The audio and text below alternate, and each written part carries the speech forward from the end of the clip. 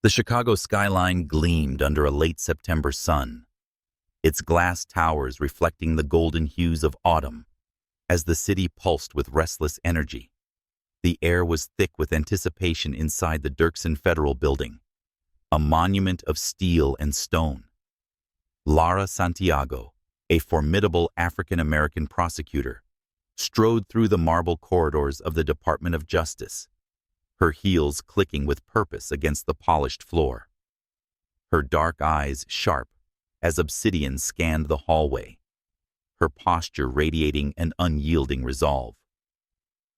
At 32, Lara had carved a name for herself as a relentless advocate for justice, her reputation built on dismantling the schemes of the powerful.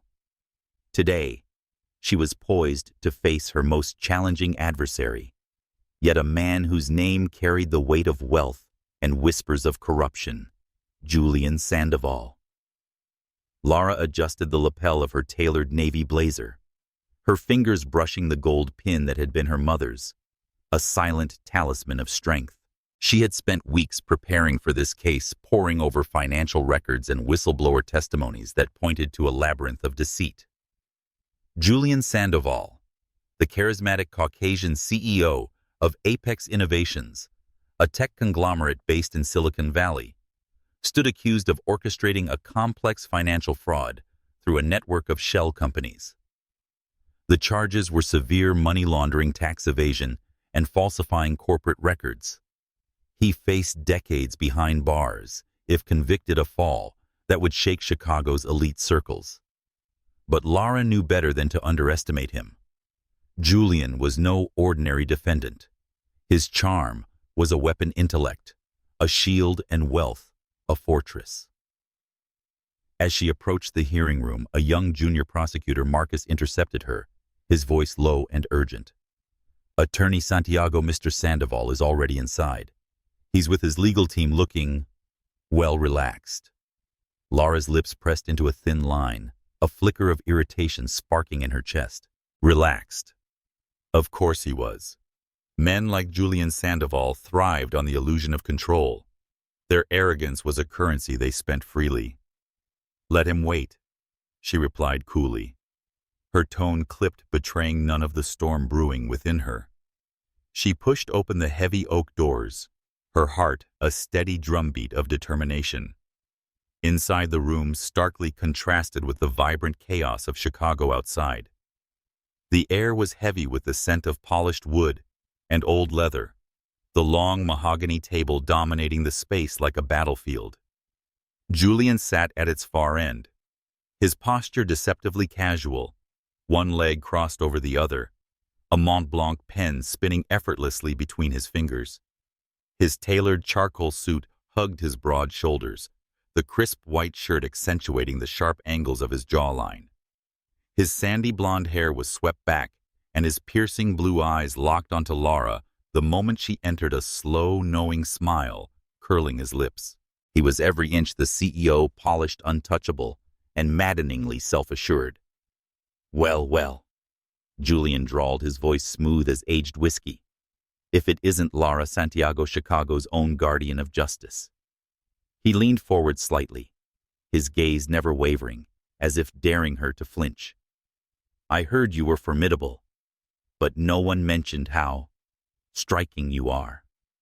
Lara's pulse quickened, but she refused to let his words unsettle her.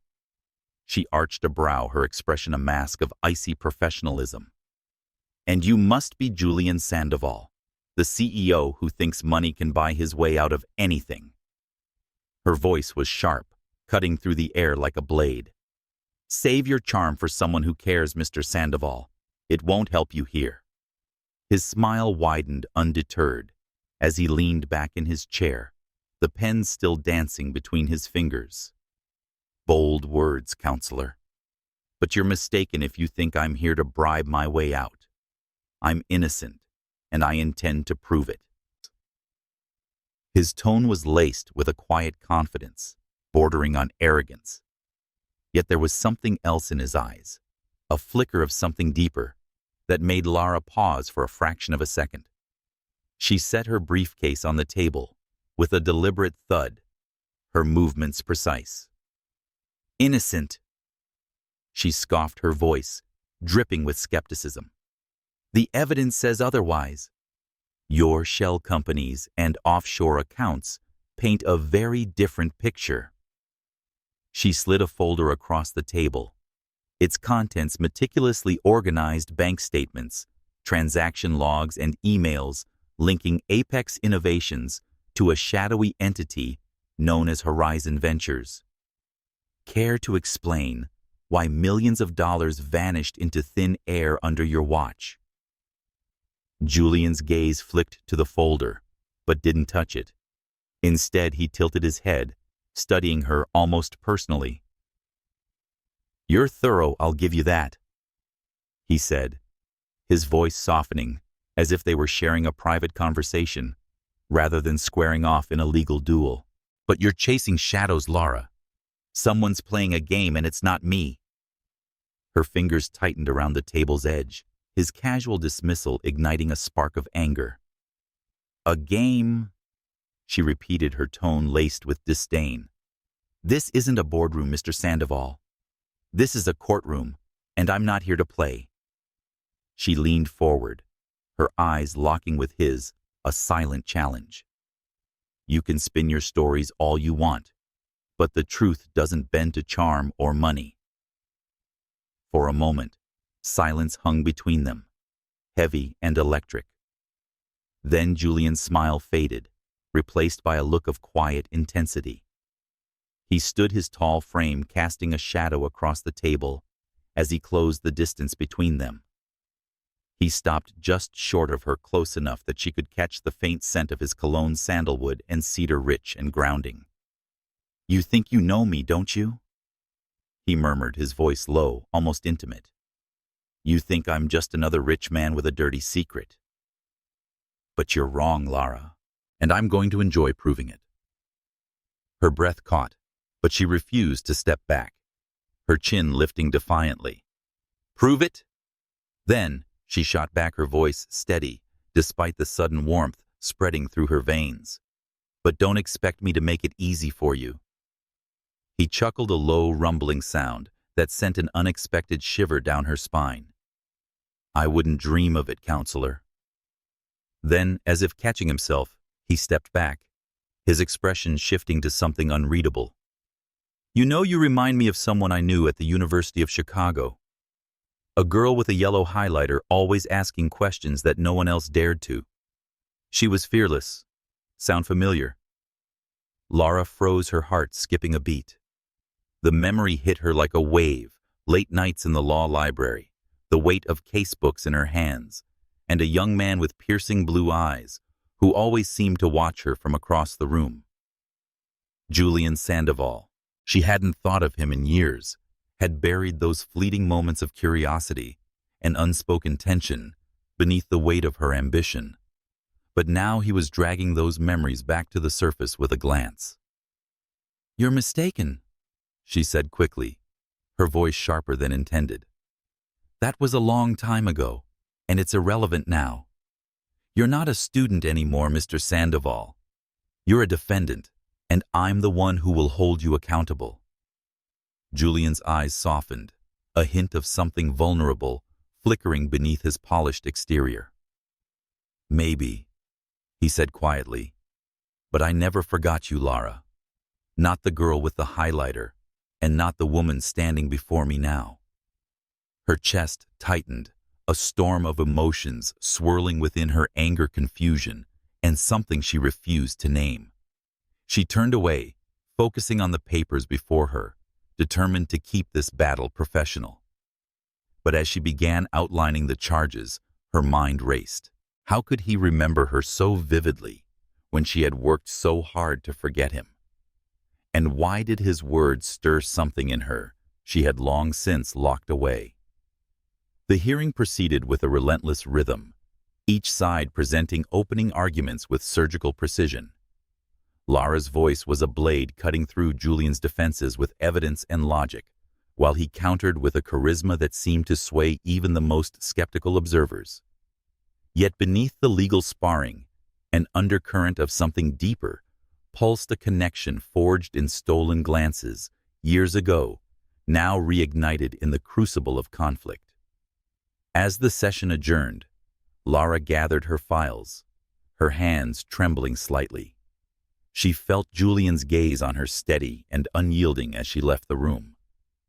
Outside, the Chicago wind whipped through the streets carrying the promise of autumn and the weight of unspoken truths. Lara clutched her coat tighter, her mind a battlefield of duty and desire.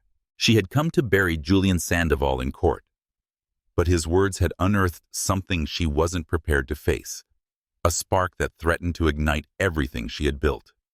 The industrial sprawl of Gary, Indiana stretched before Lara Santiago, like a forgotten canvas, its rusted steel mills and abandoned warehouses whispering tales of a bygone era. The early October air was crisp, carrying the faint tang of metal and decay as she navigated the cracked pavement of a deserted lot. Her boots crunched against gravel, the sound starkly contrasting the polished halls of Chicago's federal courthouse. Lara had come to this forsaken corner of the Rust Belt, chasing a lead, a whistleblower's tip that promised to unravel the mystery of Julian Sandoval's case. The evidence against him was damning, yet a nagging doubt had taken root in her heart, sown by his words in the courtroom. "You're chasing shadows, Lara." She adjusted her scarf, the burgundy silk, a splash of color against her charcoal coat, and scanned the derelict warehouse before her. Its windows were shattered, jagged teeth in a sagging facade, and the faded sign reading Horizon Ventures hung crookedly above the entrance. This was the supposed hub of Julian's illicit operations, a shell company linked to millions in untraceable transactions. But as Lara stepped inside, the air thick with dust and the ghosts of industry, she felt a prickle of unease. The scene was too staged, too convenient. Crates, stacked haphazardly, documents scattered as if meant to be found. Her instincts, honed by years of dismantling lies, screamed that something was amiss. She knelt beside a crate, her fingers brushing a folder marked with Apex Innovations logo. The papers inside were pristine, their edges unyellowed, as if placed here mere days ago. Her pulse quickened. This wasn't a hideout. It was a set piece. Before she could process the thought, a shadow moved in her periphery, and she spun around, her hand instinctively reaching for the pepper spray in her bag. Julian Sandoval stood in the doorway, his silhouette framed by the dying light, his presence as commanding as it had been in the courtroom. His navy overcoat was unbuttoned, revealing a sweater that clung to his frame, and his blue eyes held a storm of emotions, caution, determination, and something softer, something that made her breath catch. "Lara," he said, his voice a low rumble that resonated with the empty warehouse. "You shouldn't be here alone." Her jaw tightened, her defenses snapping into place. "And you shouldn't be here at all, Mr. Sandoval. This is a restricted site, and you're a defendant in my case." She stood brushing dust from her coat, her gaze never leaving his. "What are you playing at?" Julian stepped closer, his boots echoing in the cavernous space. He held up a USB drive, its sleek black surface glinting in the faint light. "I'm not playing," he said, his tone earnest, stripped of the bravado she'd come to expect. "This is footage from a security firm I hired before being forced out of Apex's board. It shows someone tampering with this site, planting evidence to frame me." He extended the drive toward her, his fingers steady, but his eyes betrayed a flicker of vulnerability. "I'm not the villain here, Lara. Someone else is pulling the strings." She hesitated, her mind racing. Taking the drive meant trusting him even a fraction, and trust was a currency she rarely spent. Yet the sincerity in his voice, the way his gaze held hers without flinching, stirred something deep within her.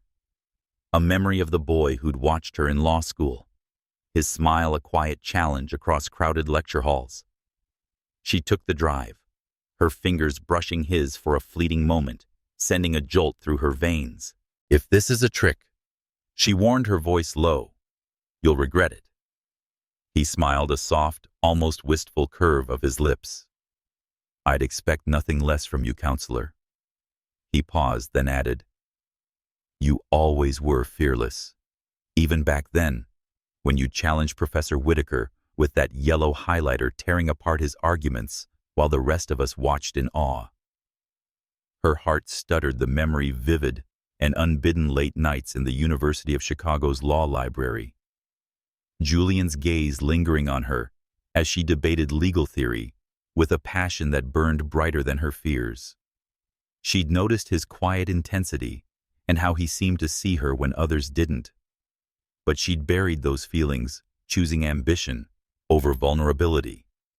Now standing in this desolate warehouse, those buried emotions clawed their way to the surface, threatening to unravel her composure.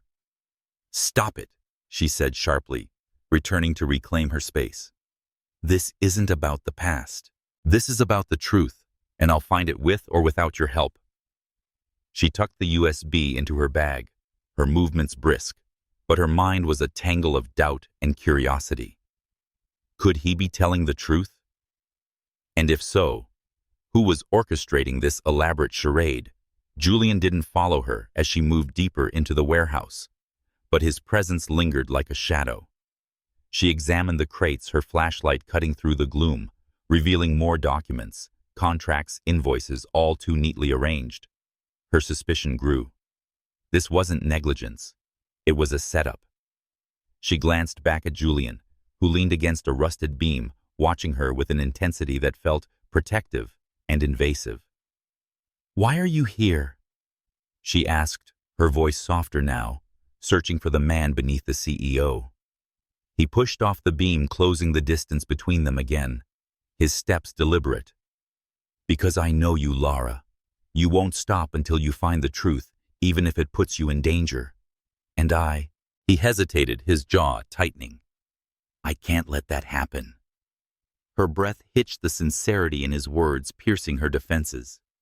For a moment, she saw not the defendant, but the man who'd once sat across from her in a lecture hall, his eyes bright with unspoken promises. She shook her head, banishing the thought. "Don't," she said, her voice barely above a whisper. "Don't make this personal." But it was too late. The air between them crackled with unspoken truths, the weight of their shared past pressing against the present. Julian reached out his hand, hovering near her cheek before he dropped it. His expression, a mixture of longing and restraint.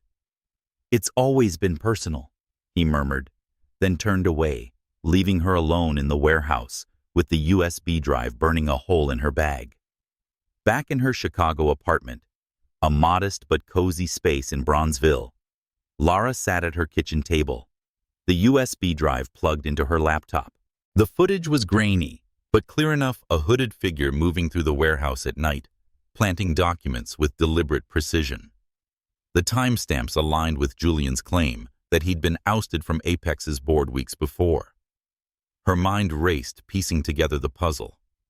If Julian was being framed, who stood to gain a rival company, a disgruntled board member, or someone with a personal vendetta?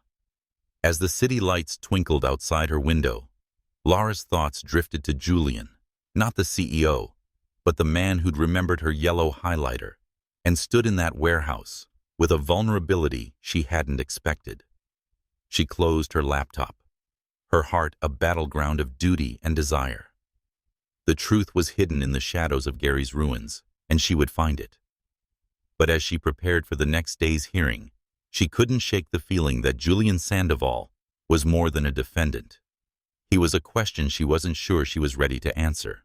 The Chicago sky wept, its tears falling in relentless sheets that blurred the neon glow of the Loop's towering spires. The October rain was unforgiving, soaking the streets and casting a silver veil over the city's restless pulse. Lara Santiago stood beneath the awning of a dimly lit wine bar on Randolph Street, her breath visible in the chilly air, her heart a tangled knot of resolve and uncertainty. She had come here after a grueling day at the Department of Justice, her mind still reeling from the footage she'd uncovered in Gary, a hooded figure planting evidence to frame Julian Sandoval. The USB drive, now tucked safely in her purse, was a Pandora's box of questions, each threatening to unravel her carefully constructed world. Inside the bar, the warmth starkly contrasted with the storm outside. The air was rich with the scent of oak barrels and spiced wine, the low hum of jazz weaving through the chatter of patrons. Lara adjusted her trench coat, its deep emerald hue accentuating the rich warmth of her skin, and scanned the room. She hadn't planned to linger, only to grab a quick drink to steady her nerves before diving back into the case. But fate had other plans. Julian Sandoval sat at the bar, his silhouette unmistakable even in the soft amber light. His broad shoulders were relaxed, his white shirt rolled up to the elbows, revealing forearms that spoke of strength beneath his polished exterior. He swirled a glass of red wine, his gaze distant, as if lost in thoughts too heavy for the casual setting. Lara's first instinct was to turn and leave to preserve the boundaries she'd fought so hard to maintain. But something in the curve of his shoulders, the way his fingers tightened around the glass, stopped her. He looked human, vulnerable. Not the untouchable CEO she'd faced in court, but a man carrying the weight of a battle she was only beginning to understand. She approached her heels, clicking softly against the hardwood floor, and slid onto the stool beside him. "Fancy meeting you here, Mr. Sandoval," she said, her voice light but laced with a challenge. "Escaping the rain, or just hiding from the truth?" Julian turned, his blue eyes catching the light like sapphires, a slow smile spreading. "Lara," he murmured her name, rolling off his tongue like a melody. "I could ask you the same thing. What brings Chicago's fiercest prosecutor to a place like this?" He gestured to the bar, his tone teasing but warm, as if they were old friends sharing a secret. She ordered a glass of Cabernet, her movements deliberate, buying time to steady the flutter in her chest. "I needed a moment to think." She admitted, her gaze meeting his. "That footage you gave me, it's compelling, but it raises more questions than answers. Who's behind this, Julian? And why are you so sure it's not about you?" He leaned closer, his voice dropping to a conspiratorial whisper. "Because I know my enemies, Lara, and I know when I'm being played." His eyes searched hers unguarded for the first time, and she saw the weight of betrayal in them. "Someone wants me out of Apex, out of the game entirely. But I'm not the only one they're targeting. You're in their crosshairs too." Her breath caught the implications of his words sinking in. She wanted to dismiss him, to cling to the safety of her skepticism, but the sincerity in his gaze was disarming. The bartender set her wine down, the deep red liquid catching the light, and she took a sip, letting its warmth ground her. "You're asking me to trust you," she said, her voice softer now, tinged with vulnerability she hadn't meant to reveal. "That's not something I do easily." Julian's smile faded, replaced by a look of quiet intensity. "I know," he said, his hand resting on the bar inches from hers. "But I also know you, Lara. You're not just a prosecutor. You're the woman who stood up to Professor Whitaker in law school, who never backed down even when the odds were against you. I admired you then, and He paused, his voice catching. "I still do." Her heart stuttered, the memory of those days flooding back, late nights in the University of Chicago's library, the air thick with the scent of old books and ambition. Julian's gaze lingering on her as she argued her points with fire in her veins. Even then she'd felt his presence, a quiet intensity that intrigued and unnerved her. But she'd chosen her path, burying any flicker of attraction beneath the weight of her dreams. In this rain-soaked bar, those buried feelings stirred, threatening to unravel her carefully guarded heart. "Don't do that," she said, her voice barely above a whisper, her eyes locked on his. "Don't make this about us. There is no us, Julian. There's a case, and I'm on one side, and you're on the other." But the air between them crackled, charged with unspoken truths. The rain pounded harder outside, a symphony of chaos that mirrored the storm within her. Julian leaned closer, his breath warm against her cheek. "Is that really what you believe?" he asked, his voice a velvet caress. "Because I see the way you look at me, Lara. It's the same way you did back then, when you thought no one was watching." Her pulse raced, her resolve crumbling under the weight of his words. She wanted to pull away, to retreat to the safety of her principles, but his proximity was intoxicating, his scent sandalwood and rain wrapping around her like a promise. She reached out before she could stop herself, her fingers brushing his, a spark igniting where their skin met. The world narrowed to the space between them, the jazz fading, the rain a distant hum. "Lara," he whispered, his voice raw with longing, and then his lips were on hers, tentative at first, then deepening into a kiss that felt like a confession. The taste of wine lingered on his tongue, mingling with the warmth of his breath, and for a moment she let herself fall into the kiss, into the past, into the possibility of something more. The bar, the case, the world outside ceased to exist, leaving only the rhythm of their hearts beating in sync. But as quickly as it began, reality crashed back. Lara pulled away, her breath ragged, her eyes wide with panic. This was a mistake, she said, her voice trembling as she grabbed her purse and stood. "I can't do this." Julian reached for her, his hand hovering in the air. "Lara, wait."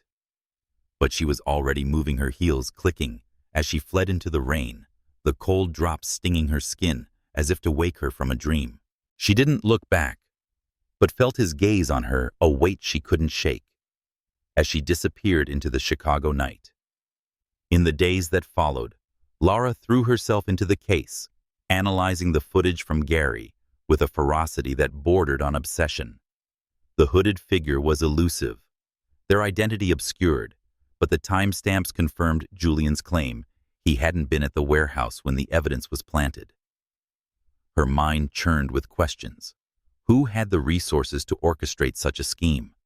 And why target both Julian and her? The thought of being a pawn in someone else's game ignited a fire in her.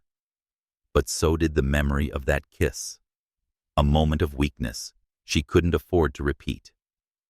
She avoided Julian, at the next hearing, her focus laser sharp as she presented new evidence.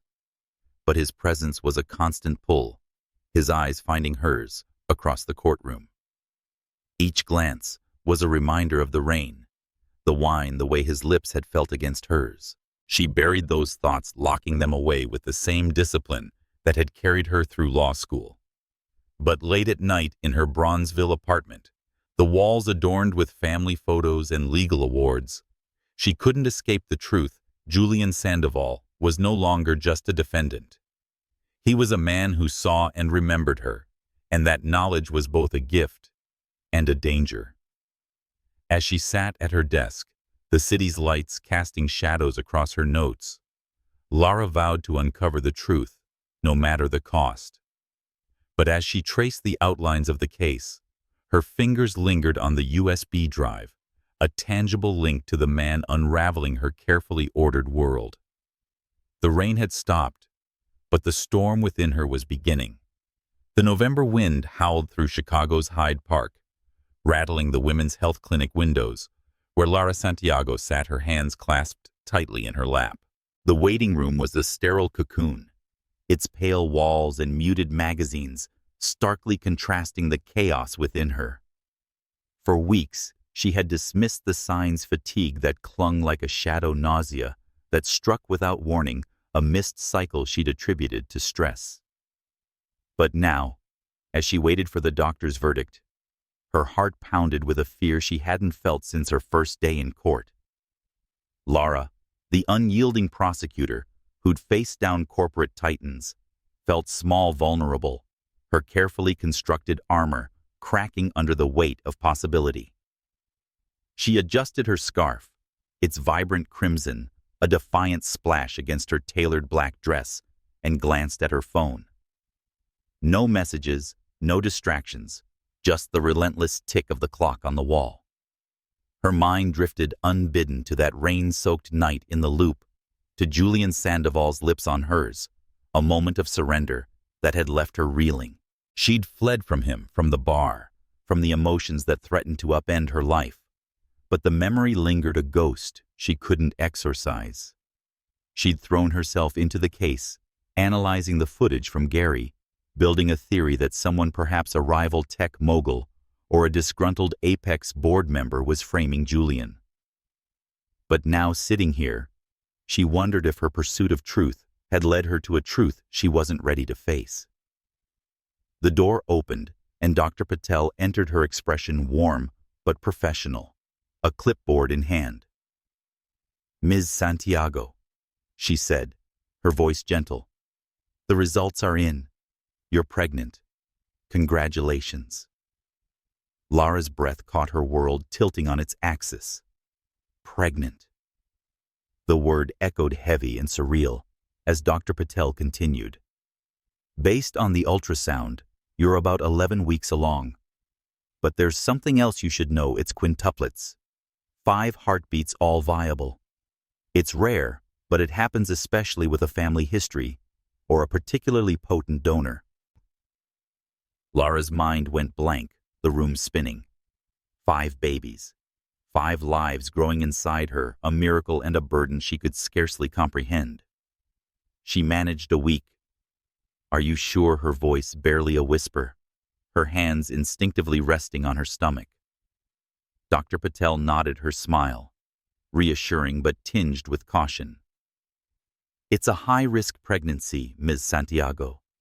You'll need careful monitoring, but we'll do everything to ensure you and the babies are healthy." As she left the clinic, the Chicago wind biting at her skin, Lara felt like she was floating untethered from reality. She walked aimlessly through Hyde Park, the autumn leaves crunching beneath her boots, her mind a storm of fear and wonder. She was Lara Santiago, the prosecutor who'd built her life on controlled justice and solitary ambition. And now she carried 5 lives, a legacy tied to a man she barely understood, a man who was both her adversary and, in that fleeting moment in the rain, something more. She avoided Julian for days, throwing herself into the case to drown out the chaos in her heart. But fate, it seemed, was not content to let her hide. At Northwestern Memorial Hospital, where she'd gone for a follow-up appointment, she spotted him in the lobby, his tall frame unmistakable in a tailored gray suit, his sandy blonde hair catching the fluorescent light. He was with an assistant discussing a board meeting, but his eyes found hers across the crowded space, and time seemed to slow. She turned to leave, her heart racing, but a soft thud stopped her, the ultrasound envelope slipping from her purse and hitting the floor. Julian moved before she could, scooping up the envelope with a grace that belied the tension in his posture. He opened it, his eyes scanning the grainy image, and when he looked up, his expression was a mix of shock and something more profound, hope perhaps, or fear. "Lara," he said, his voice low, urgent. "This is yours. These are ours." She froze, the weight of his words pinning her in place. She wanted to deny it, to retreat to the safety of her independence, but the truth was undeniable. "Julian," she said, trembling, "I wasn't going to tell you. I didn't want to complicate things." His jaw tightened, a flash of hurt crossing his face. "Complicate things," he repeated, stepping closer, his voice rising just enough to draw glances from passers-by. "You're carrying my children, 5 of them, and you thought you could keep that from me."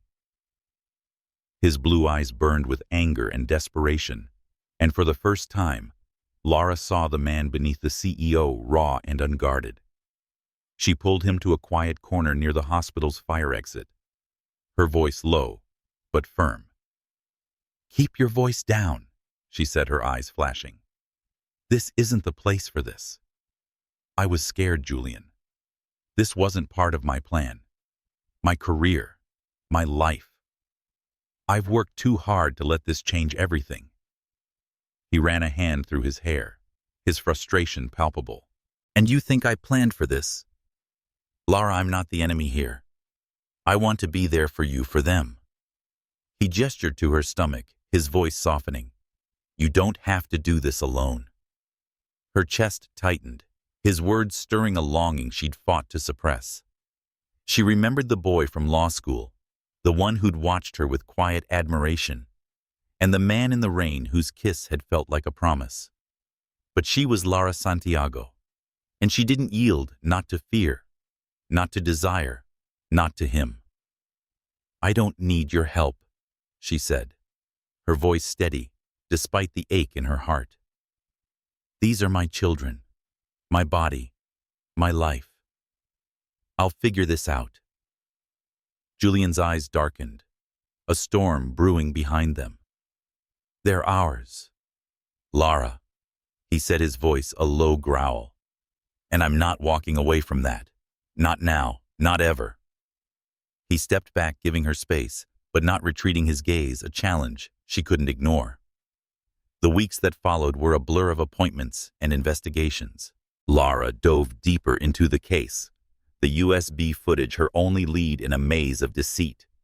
She traced the hooded figure to a security firm with ties to a rival tech company, but the trail was vague. At night in her Bronzeville apartment, she lay awake, her hand resting on her growing belly, the reality of 5 lives anchoring her to a future she hadn't planned. She thought of Julian. His intensity, insistence, and presence lingered like a melody she couldn't forget. He was a defendant, a complication, but also the father of her children.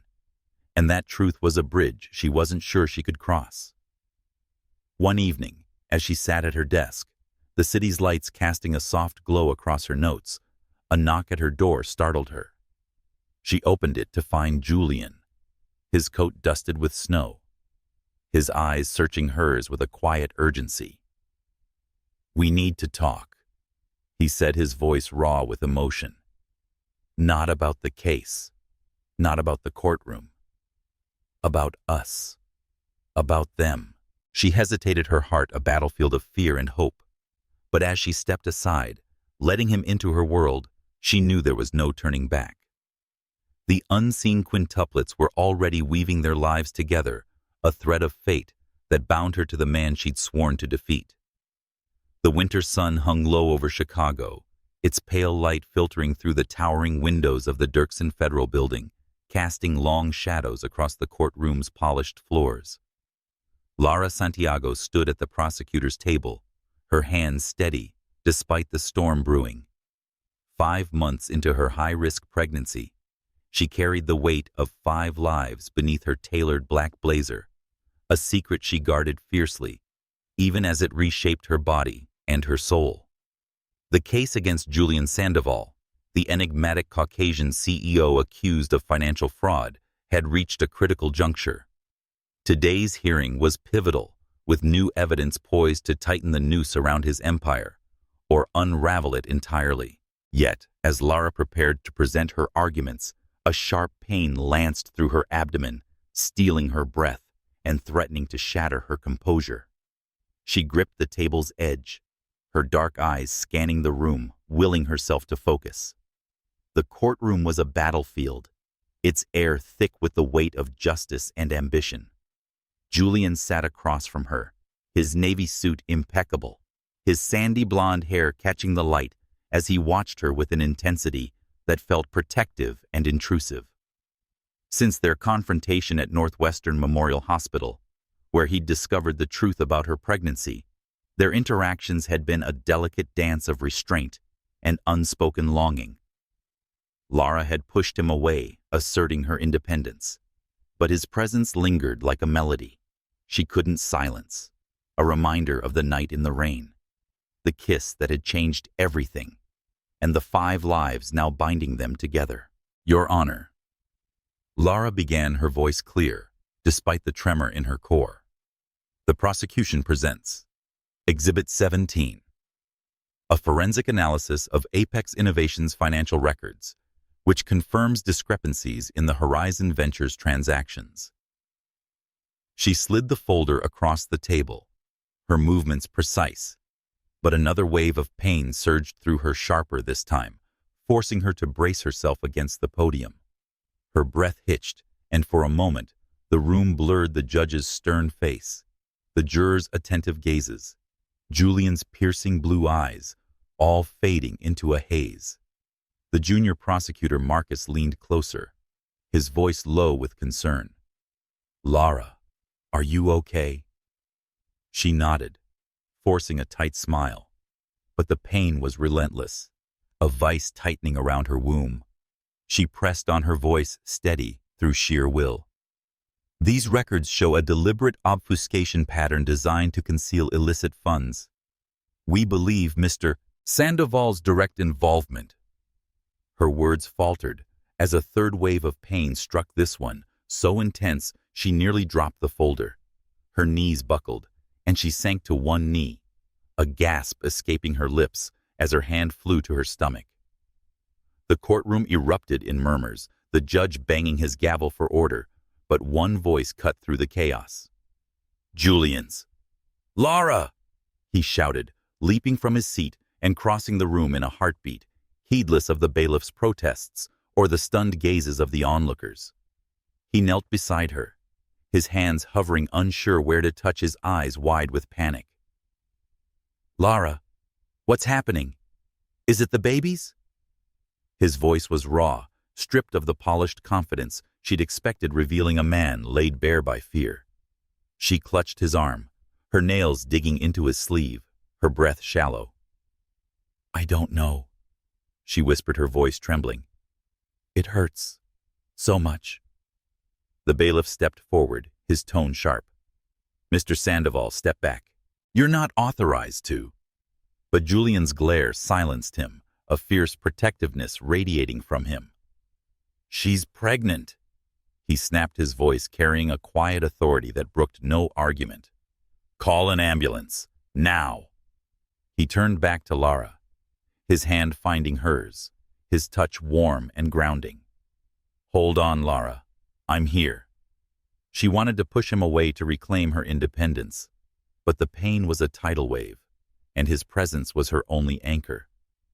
As the court staff scrambled, Julian draped his coat over her shoulders, shielding her from the prying eyes of the gallery. He lifted her gently, his arms steady despite the chaos, and carried her toward the exit, his voice a low murmur against her ear. "You're going to be okay. They're going to be okay. I promise." The ambulance ride to Northwestern Memorial was a blur of sirens and sterile lights, Lara's hand still clasped in Julian's, his thumb tracing soothing circles against her skin. The doctors worked swiftly at the hospital, their faces calm but serious, as they hooked her up to monitors, the rhythmic beeps of 5 tiny heartbeats filling the room. Dr. Patel, the same doctor who delivered the news of her quintuplets, stood by her bedside, her voice steady. "Ms. Santiago, you've experienced a stress-induced episode, likely Braxton Hicks contractions, but this is a warning. Your pregnancy is high risk. You need to reduce stress immediately, or you risk preterm labor." Lara's heart sank, the weight of her choices crashing over her. Her career, her fight for justice had been her lifeblood, but now it threatened the lives growing inside her. "I can't stop now," she said, her voice hoarse. "The case is at a critical point. I'm so close to the truth." Dr. Patel's gaze softened, but her tone was firm. "You won't be good to anyone if you push yourself too far. We're recommending full bed rest, effective immediately. The DOJ has been informed, and someone else will handle the hearings for now." Lara's eyes burned with unshed tears, frustration and fear warring within her. She'd fought her entire life to be seen, to be respected as a black woman in a world that often overlooked her, and now she was being sidelined. She turned to Julian, who stood by the window, his silhouette framed against the Chicago skyline, his expression unreadable. "You must be thrilled," she said, her voice laced with bitterness.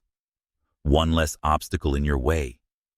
He turned, his eyes flashing with hurt. "You think I wanted this?" he asked, crossing the room to her bedside. "Lara, I'm here because I care about you, about our children. I don't give a damn about the case right now. I want you safe." Her breath caught his words, piercing the armor she'd built around her heart. She wanted to believe him and lean into the warmth of his concern, but trust was fragile, and hers had been broken too many times. "Don't act like you're some hero," she said, trembling. "You're still the man I'm trying to put away." He leaned closer, his hand resting lightly on the bedrail, his gaze unwavering. "And you're still the woman who's carrying my children," he said softly. "That changes everything, Lara, whether you want it to or not." The days that followed were a delicate truce. Julian visited her hospital room with quiet determination, bringing fruit baskets and bottled water, and his presence was a constant reminder of their shared responsibility. Lara initially resisted, her pride a barrier, but his persistence wore her down. Small gestures, like adjusting her pillow or reading case updates aloud when she was too tired to focus. Each act was a thread weaving them closer, even as she fought to maintain her distance. One evening, as the snow fell softly outside, Julian sat by her bedside, his voice low as he recounted a memory from their law school days. "You know, I used to watch you in Whitaker's class," he said, a smile tugging at his lips. "You'd challenge him on every point, your highlighter flying across the page. I thought you were fearless." "I still do." Her heart softened, the memory stirring a warmth she couldn't ignore. "I wasn't fearless," she admitted, her voice barely above a whisper. "I was terrified, but I couldn't let anyone see it." She met his gaze, her defenses crumbling. "Why do you keep doing this, Julian? Why do you keep showing up?" He reached for her hand, his touch gentle but firm. "Because you're not just a prosecutor to me, Lara. You're the woman carrying my children, the woman I've never stopped thinking about since those days in Chicago. I'm not going anywhere." Her breath hitched, the weight of his words settling over her like a blanket. She didn't pull away for the first time, letting his hand rest in hers, a silent promise, in the quiet of the hospital room. Outside, the snow continued to fall, blanketing the city in silence. But within Lara, a new resolve took root, not just to survive, but to face the future, whatever it held, with Julian by her side.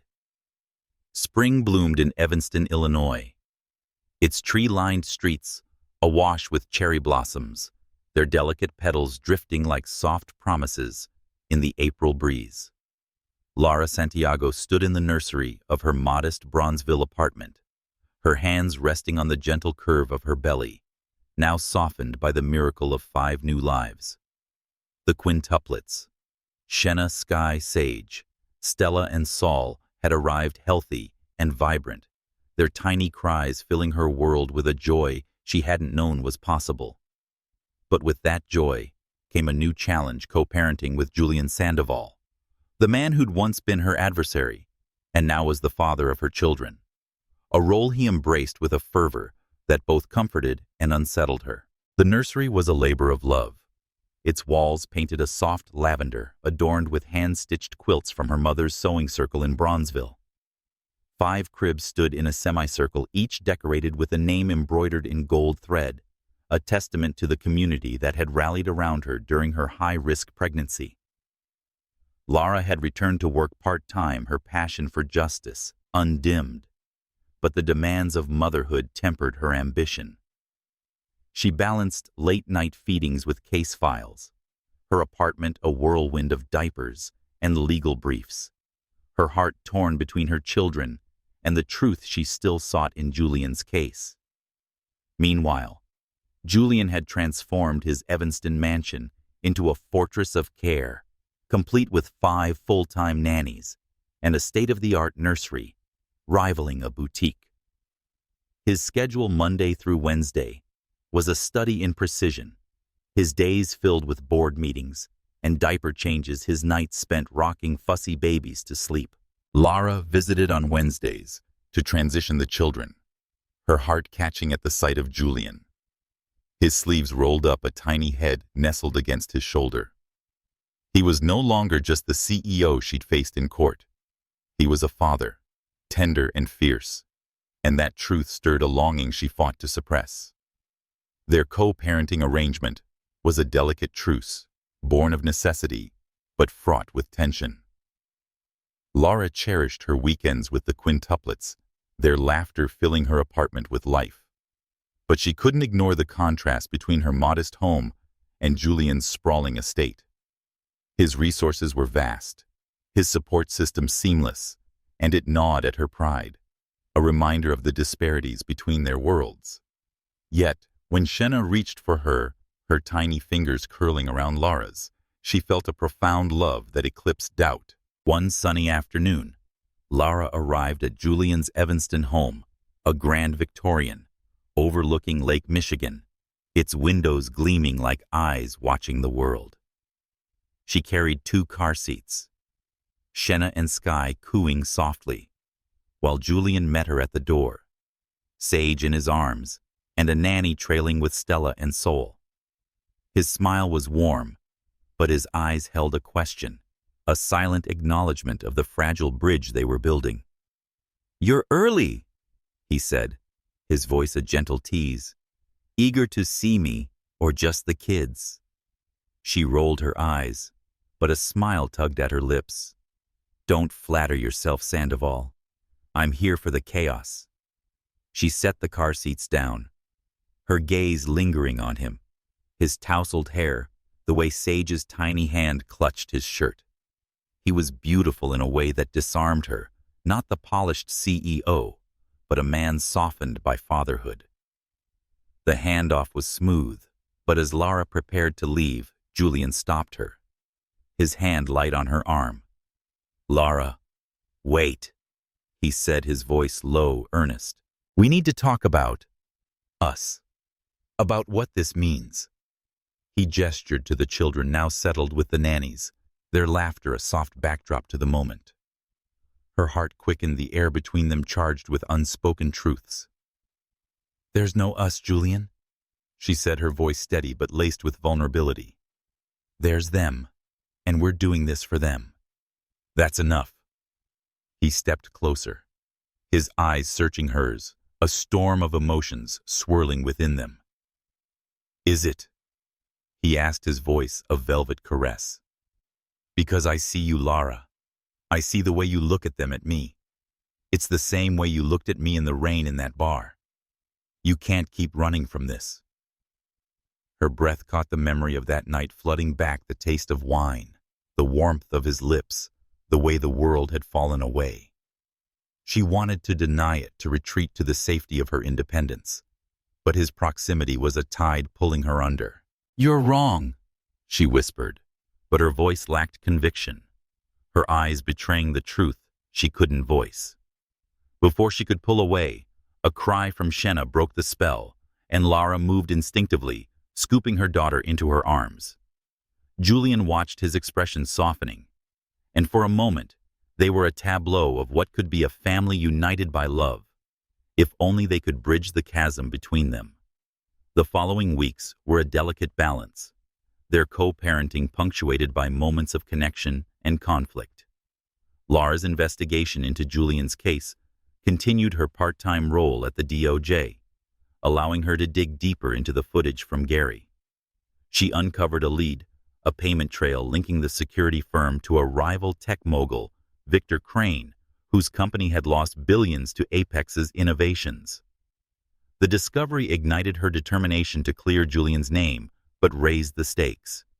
If Crane was behind the frame-up, he had the resources to destroy them both. One evening at a pediatric checkup in Evanston, Lara and Julian stood side by side, their children, a whirlwind of energy in the waiting room. Shenna tugged at Lara's skirt, her eyes bright with curiosity, while Sky climbed onto Julian's lap, babbling about dinosaurs.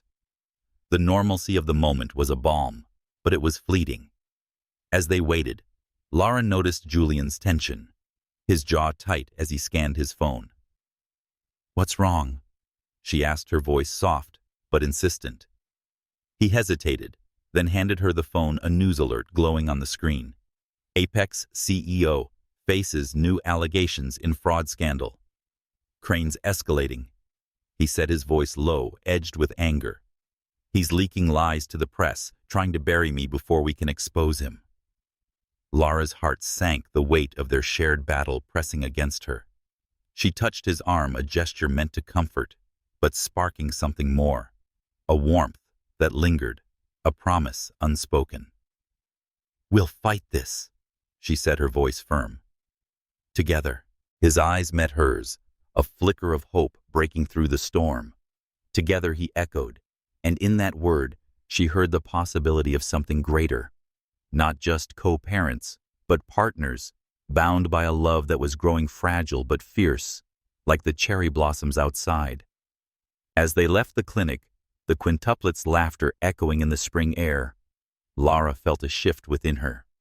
The truth was hidden in the shadows of Crane's machinations, but so was something else, a future with Julian, if she dared to claim it. The road ahead was uncertain, but for the first time, she wasn't walking it alone.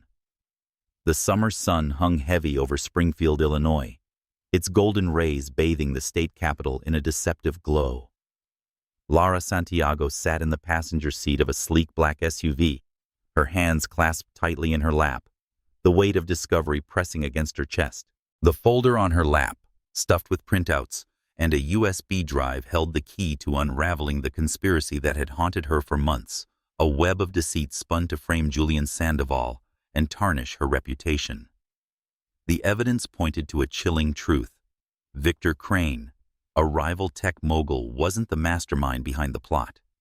The absolute puppet master was Manuel Alvaro, her former fiancé, now a rising senator with ambitions as vast as his vendetta against her. Lara's heart raced, her dark eyes tracing the lines of Springfield's historic streets as the SUV sped toward Manuel's campaign office. With its quaint brick buildings and echoes of Lincoln's legacy, the city felt like a stage for their impending confrontation. She glanced at Julian, who sat beside her, his jaw set, his blue eyes burning with a quiet fury. His presence was a steady anchor. His tailored navy suit starkly contrasted to the turmoil within him since the birth of their quintuplets. Shenna Sky Sage Stella and Soul Lara and Julian had forged a fragile alliance, their co-parenting, a delicate dance of trust and tension. But this journey to Springfield was different. It wasn't just about clearing Julian's name. It was about reclaiming her own, and the stakes had never been higher. The revelation had come late one night in her Bronzeville apartment, the city's hum a soft backdrop as Lara sifted through old case files. An overlooked email buried in a server backup contained CCTV footage from the DOJ's Chicago office. A shadowy figure slipping documents into her case files, their face obscured, but their gait unmistakable. She'd recognized it instantly. Manuel, the man who'd once promised her forever only to betray her when she chose her career over his dreams.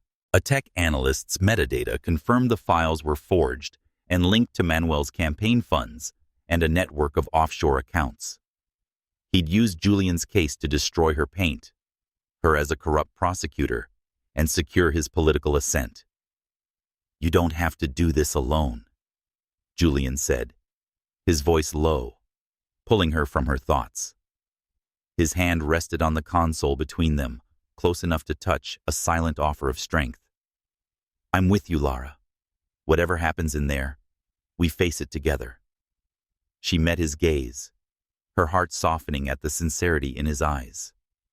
The boy from law school was still there, with his quiet intensity and stolen glances beneath the polished CEO. "I know," she said, her voice barely above a whisper, her fingers brushing his for a fleeting moment. The touch sent a spark through her, a reminder of the night in the rain, the kiss that had changed everything. But this wasn't about them, not yet. This was about justice, the truth, and the 5 tiny lives waiting for them in Evanston. They stepped out of the SUV, the summer air thick with humidity, and entered Manuel's campaign office, a sleek glass building buzzing with aides and ambition. Inside, the air was cool, scented with coffee and ink, the walls adorned with posters proclaiming Alvaro for Senate. Manuel sat at the head of a conference table, his dark hair slicked back, his smile as calculated as ever. He rose as they entered, his eyes narrowing at the sight of Lara, a flicker of surprise betraying his composure. "Lara Santiago," he said, his voice smooth but laced with mockery. "And Julian Sandoval, the billionaire on trial. What a charming surprise." Lara's spine stiffened, and her resolve was a steel blade. She set the folder on the table, her movements deliberate, her dark eyes locking onto his. "Save the charm, Manuel," she said, her voice steady, cutting through the room like a whip. "We know everything, your forged documents, your planted witnesses, your attempt to ruin me through Julian's case. You thought you could bury us both, but you miscalculated." Manuel's smile faltered, but he recovered quickly, leaning back in his chair with a dismissive wave. "Bold accusations, Lara. But you've always been one for theatrics. You think you can waltz in here with a folder and undo years of my work." His gaze flicked to Julian, a sneer curling his lips. "And you hiding behind her skirts, hoping she'll save your empire." Julian's jaw clenched, his hands curling into fists at his sides. "Watch your mouth, Alvaro," he growled, stepping forward, his presence a storm cloud. "You can insult me all you want, but you don't get to speak to her like that. Not the mother of my children." Lara's heart skipped his words, a shield she hadn't expected. She placed a hand on his arm, a silent plea for restraint, and turned back to Manuel. "This ends now," she said, sliding the folder across the table. "CCTV footage, financial records, metadata linking you to the frame-up. Withdraw your candidacy, admit what you did, or we take this to court with full media exposure." Manuel's eyes darted to the folder, his composure cracking like thin ice. He stood, his voice rising, a desperate edge creeping in. "You think you're untouchable, Lara? You left me for your precious career, and now you're a pregnant mess tangled up with a criminal. The public will eat this up." The word struck like a blow, but before Lara could respond, Julian moved his fist, connecting with Manuel's jaw in a swift, resounding crack. Manuel stumbled back, clutching his face, blood seeping from his lip. "Don't you ever speak to her like that again," Julian said, his voice low, lethal. "You can try to ruin me, but you don't touch her. Not her name, not her future." Lara's breath caught, her heart pounding with shock and gratitude. She stepped forward, her voice steady despite the chaos. "You're done, Manuel. We have everything we need to bury you. Step down, or we'll do it for you." Manuel wiped the blood with a trembling hand, his bravado crumbling. "You'll regret this," he spat, but his eyes betrayed his fear. A man cornered, his empire of lies collapsing. Lara and Julian left the office, the weight of their victory tempered by the knowledge that the battle wasn't over. As they stepped into the Springfield sunlight, Julian took her hand, his touch warm, grounding. "You were incredible," he said, his voice soft, his eyes searching hers. "I've never seen anyone fight like you." She squeezed his hand, a smile breaking through her resolve. "We fought like us," she said, her voice a quiet promise. "For the truth, for our kids." Back in Chicago, the fallout was swift. Lara filed a formal complaint with the Office of the Ombudsman, exposing Manuel's corruption with meticulous evidence. The story broke in the Chicago Tribune headlines, screaming of a senator's downfall, and Manuel announced a leave of absence, his campaign unraveling. Lara felt a surge of triumph, but it was bittersweet. The fight had taken its toll, and the quintuplets, now 6 months old, were a constant reminder of the life waiting beyond the courtroom. One evening in Julian's Evanston mansion, Lara sat on the nursery floor. Shenna nestled in her lap, her tiny fingers clutching a stuffed giraffe. Julian sat beside her, sky asleep against his chest, the soft glow of a mobile casting stars across the ceiling. The silence was comfortable, a rare moment of peace amidst their storm. "We did it," Lara said, her voice soft, her eyes meeting his. "We stopped him." Julian's smile was tender, his hand brushing hers. "You did it?" he said, his voice a caress. "You're the strongest person I know, Lara, and I'm glad I'm in this with you." Her heart swelled, the weight of his words settling over her like a warm blanket. She leaned closer, her shoulder brushing his, and for the first time, she let herself imagine a future, not just as co-parents, but as something more.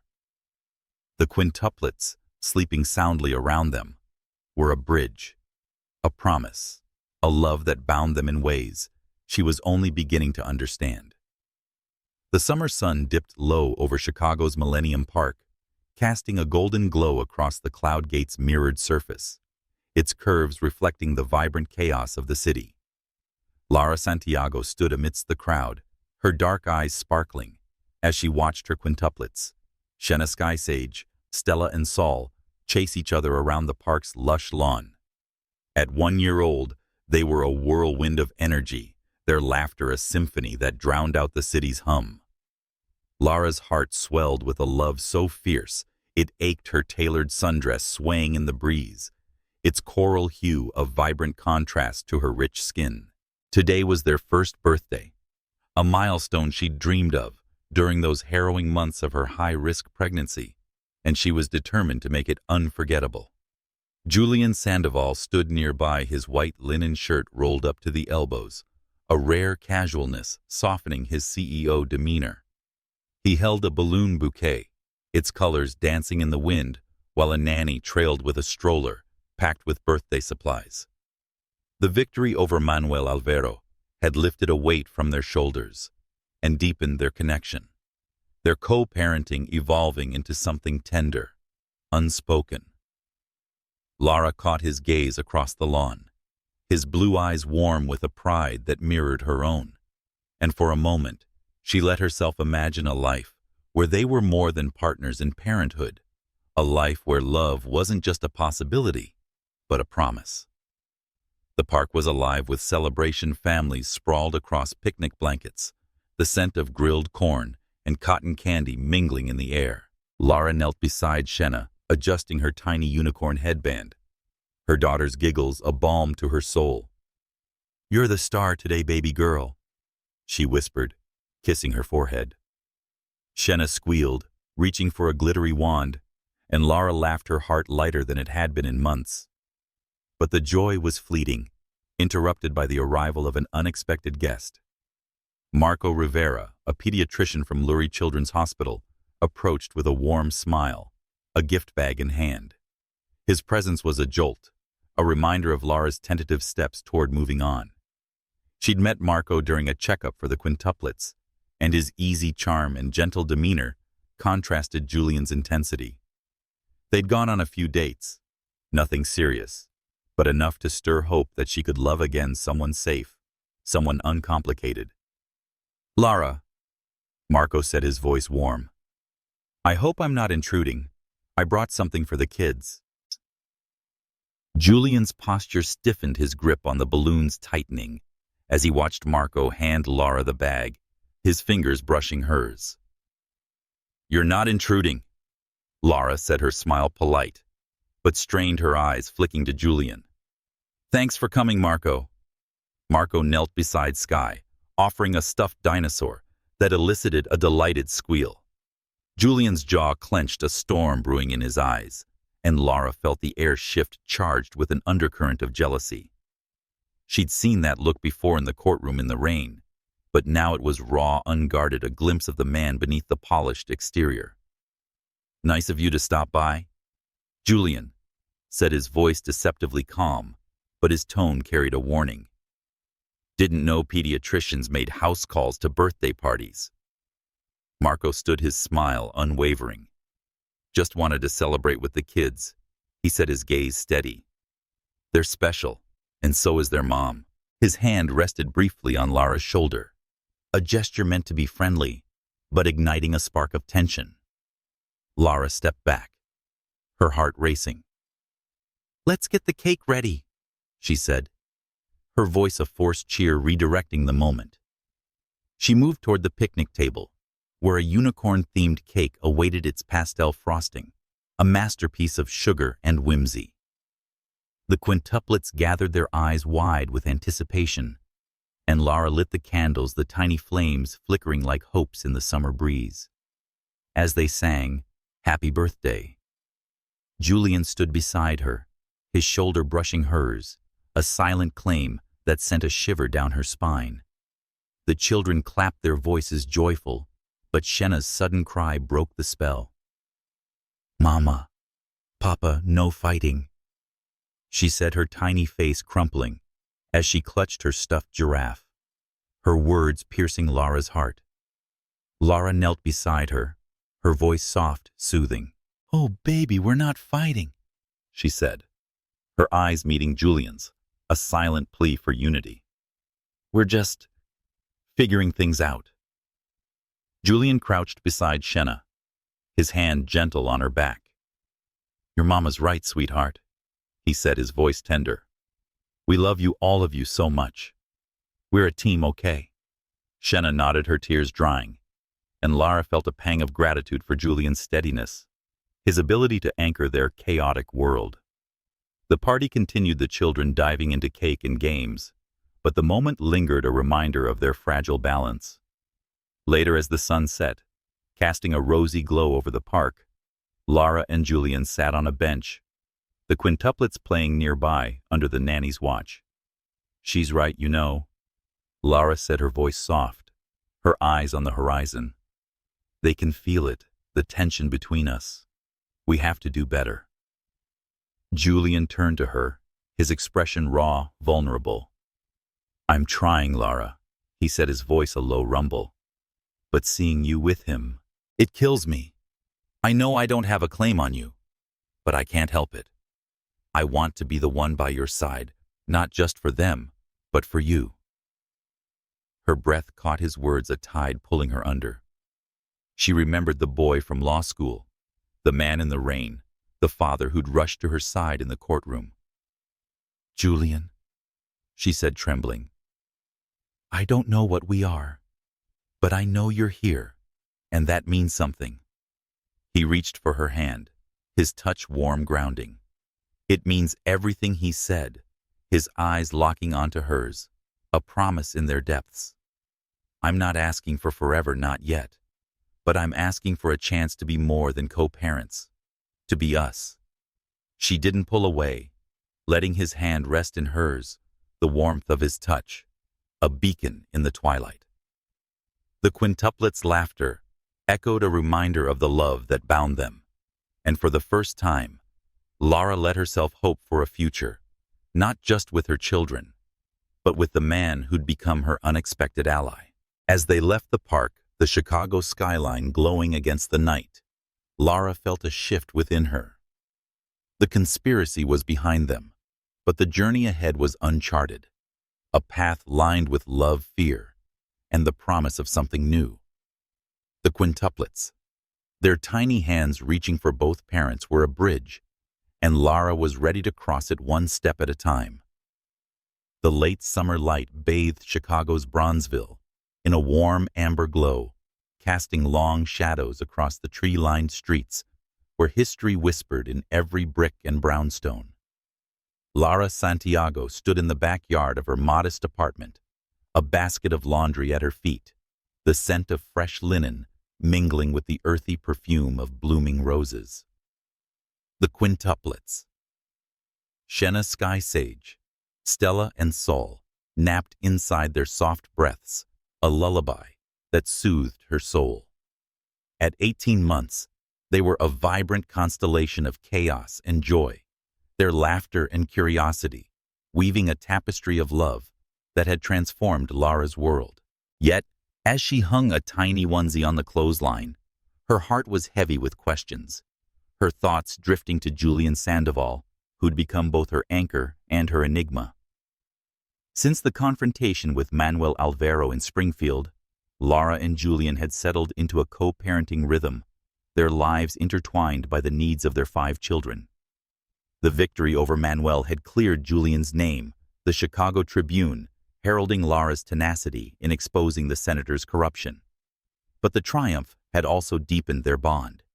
Each shared glance and gentle touch was a step towards something more. The memory of Millennium Park, of Julian's jealousy, and Shenna's plea for peace lingered like a melody, urging Lara to confront the truth she was falling for him despite her fears, despite the walls she'd built around her heart. Julian arrived that evening, his casual jeans and faded t-shirt starkly contrasting the polished CEO she'd first met in court.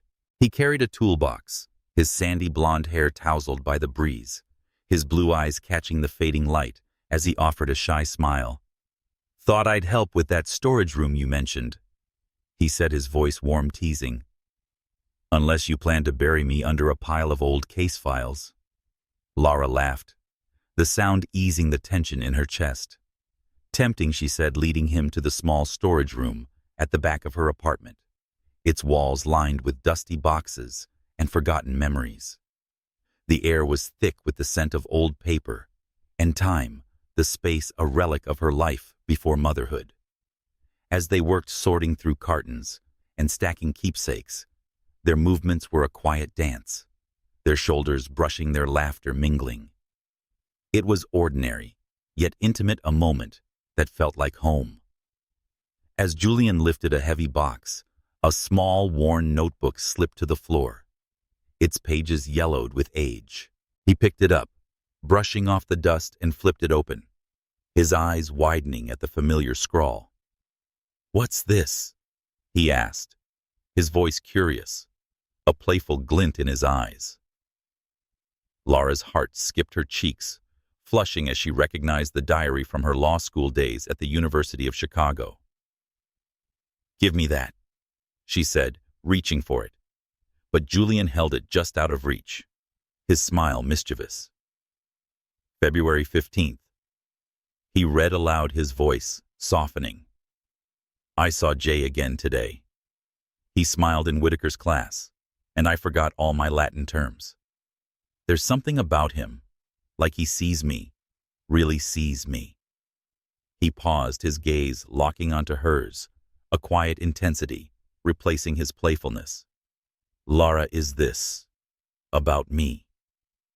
Her breath caught the vulnerability of those words, stripping her bare. She nodded, her voice barely a whisper.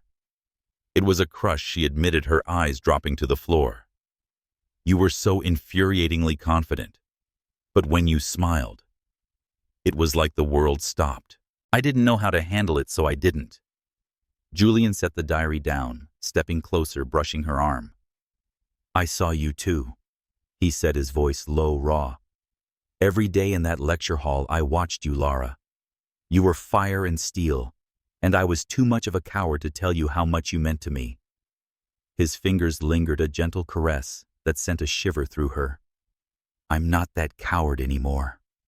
Her heart pounded, the air between them charged with unspoken promises. She wanted to pull away, to cling to the safety of her independence, but his eyes held her, a blue sea of sincerity and longing. "Julian," she said, trembling, "what are we doing? We're parents and partners in this chaos, but it's complicated." He took her hands, his touch warm, grounding. "It's only complicated if we let it be," he said, his voice a velvet promise. "Lara, I've been in love with you since law school, through every fight, every case, every moment we've shared with our kids. I don't want to co-parent. I want you, us, forever." Her breath hitched, tears prickling, as she searched his face, finding only truth. Before she could respond, a small envelope slipped from the diary, landing at their feet. Julian picked it up, his fingers trembling as he opened it, revealing a faded ultrasound photo dated years before the quintuplets. Lara's heart clenched, the memory of a lost pregnancy, a miscarriage from her final year of law school, rushing back like a tide. "It's mine," she whispered, her voice breaking. Before all of this, I never told anyone. I thought if I admitted it, the pain would be too real. She looked away, her shoulders trembling, but Julian pulled her into his arms, his embrace a sanctuary. I'm so sorry, he murmured, his lips brushing her hair. You don't have to carry that alone anymore. I'm here, Lara, for you, for our kids, for whatever comes next. She clung to him, the weight of her past easing in his warmth. A new certainty bloomed within her as they stood there surrounded by the ghosts of her old life. Okay, she said, her voice soft but resolute. Let's try. For us. Julian pulled back, a smile breaking across his face, and reached into his pocket, producing a simple blue rubber band. He knelt, his eyes never leaving hers, and slipped it onto her finger. Lara Santiago. He said, his voice thick with emotion. Will you marry me? Not with a ring, not yet, but with this, a promise that I'll give you everything always. Tears streamed down her cheeks, but they were born of joy, not sorrow. Yes, she whispered, laughing through her tears. Yes, Julian, even with a rubber band. She pulled him to his feet, their lips meeting in a kiss that felt like a vow, soft and fierce, a beginning forged in the heart of Bronzeville. As they parted, a small voice broke the silence. Mommy, Daddy, why are you hugging? Saul stood in the doorway, clutching a stuffed unicorn, his eyes wide with sleepy curiosity. Lara laughed, scooping him up, her heart full. Because we love each other, baby, she said, her voice a melody of hope. And we love you. Julian joined them, his arm around Lara, his smile radiant. The quintuplets, drawn by the commotion, tumbled into the room, their laughter a chorus that sealed the moment. As the summer night settled over Bronzeville, Lara felt a peace she'd never known, a family, a future, a love that had weathered every storm. The August sun shimmered over Lake Geneva, Wisconsin, its sapphire waters reflecting the endless blue of a cloudless sky. The Chicago Botanic Garden, where Lara Santiago and Julian Sandoval exchanged their vows, was a riot of color, roses and lilies in full bloom, their fragrance weaving through the warm air like a love song. Lara stood at the altar, her ivory gown flowing like a cascade of moonlight, its delicate lace accentuating the rich warmth of her skin. Her dark eyes sparkled with a joy she'd once thought impossible, her heart a symphony of love and hope. Beside her, Julian stood tall, his tailored tuxedo a perfect fit, his sandy blonde hair catching the sunlight, his blue eyes locked on her with a devotion that felt like forever. The quintuplets, Shenna Skysage, Stella and Saul stood as their tiny entourage, dressed in matching unicorn-themed outfits, their giggles a melody that danced through the garden. At 2 years old, they were a whirlwind of personality, their names embroidered on their sashes, a testament to the love that had brought them into being. The guests' family from Bronzeville, colleagues from the DOJ, and a few of Julian's trusted allies from Apex Innovations watched with smiles, their applause a warm embrace, as Lara and Julian sealed their union with a kiss, soft and deep, a promise forged in trials and triumphs. The journey to this moment had been a tapestry of conflict and connection, from the courtroom battles in Chicago to the conspiracy unveiled in Springfield, from the jealousy in Millennium Park to the quiet proposal in Bronzeville. Lara had fought for justice for her children, for herself, and in doing so, had found a love she hadn't dared to dream of. Julian, once her adversary, had become her partner, his heart as steadfast as the lake before them. As they pulled apart, his hand lingered on her cheek, his smile a beacon in the summer light. I told you I'd get you a real ring, he whispered, his thumb brushing the sparkling diamond on her finger. Lara laughed, her voice a melody of joy. The rubber band was enough, she said, her eyes shining. But this isn't bad either.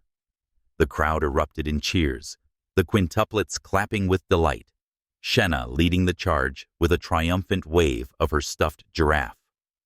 The reception was a celebration of life held in a lakeside villa overlooking Lake Geneva, its white columns draped with fairy lights. The air was filled with the scent of grilled peaches and lavender, the music a blend of jazz and soul that echoed Lara's Bronzeville roots. The children darted through the crowd, their laughter a constant reminder of the love that bound their family. Lara and Julian danced under the stars, their bodies swaying to a slow rhythm, his hand warm against her back, her head resting against his chest. "You know," Julian murmured, his lips brushing her ear, "I never thought I'd find this us. You've changed everything, Lara." She looked up, her eyes meeting his, a smile curving her lips. "You changed me too," she said, her voice soft but fierce. "I thought I had to do it alone, but you showed me I didn't have to." Their moment was interrupted by a chorus of giggles, the quintuplets crowding around them, tugging at their clothes. "Mommy, Daddy, dance with us," Sky demanded, his eyes bright with mischief. Lara laughed, scooping him up, while Julian lifted Stella, the others clinging to their legs. The guests watched, their smiles warm, as the family danced together, a unit forged in love and resilience. Later, as the night deepened, Lara and Julian slipped away to the villa's balcony, the lake a mirror of stars below. They were on their honeymoon, a brief escape, before returning to their chaotic, beautiful life. But the quintuplets, ever present even in absence, had other plans. Lara's phone buzzed, a video call lit up the screen, and 5 tiny faces appeared, their voices joyful. "Mommy, Daddy, where's the unicorn?" Stella asked, holding up a plush toy. "Is there a robot at the resort?" Sage chimed in, his eyes wide. Julian laughed, his arm around Lara's waist. "No robots, buddy," he said, his voice warm. "But we'll bring you something cool, promise." Shenna, ever the observant one, squinted at the screen. "Mommy, your tummy looks big again," she said, her voice curious. The other children gasped, their eyes wide, and Lara's heart skipped, her hand instinctively resting on her stomach. She glanced at Julian, a smile playing on her lips, and nodded. "Yes, babies," she said, her voice trembling joyfully. "You're going to be big siblings again. Just one this time, though." The quintuplets erupted in cheers, their excitement crackling through the phone, and Julian pulled Lara close, his eyes shining with wonder. "One more," he said, his voice a whisper of awe. "You keep surprising me, Lara Santiago." She leaned into him, her heart full. "And you keep showing up," she said, her voice a vow. "That's all I need." As the call ended, the lake stretched before them, its waters a mirror of their future, vast, uncharted, but shimmering with possibility. They'd faced courtrooms and conspiracies, jealousy and fear, but their love had grown anchored by the 5 tiny stars who'd brought them together. With a new life on the way, they stood ready to face whatever came next, hand in hand, heart to heart. The night closed around them, the stars a canopy of hope, and Lara knew this was only the beginning.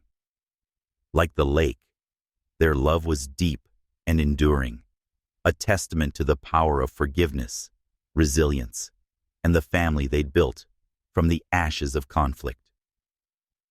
As they returned to the villa, their laughter mingling with the night air, she felt a certainty that carried her forward, a life with Julian, their children, and love that would never fade.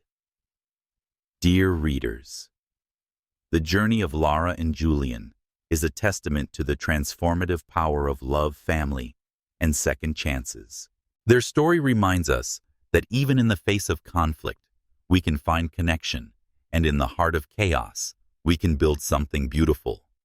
Share this tale with those you cherish, and let it inspire you to embrace the unexpected, to fight for what matters, and to hold tight to the ones who make your heart whole. Join us in celebrating the resilience of the human spirit. Comment below with your thoughts, or share your stories of love and redemption. Let's weave a tapestry of hope, one story at a time.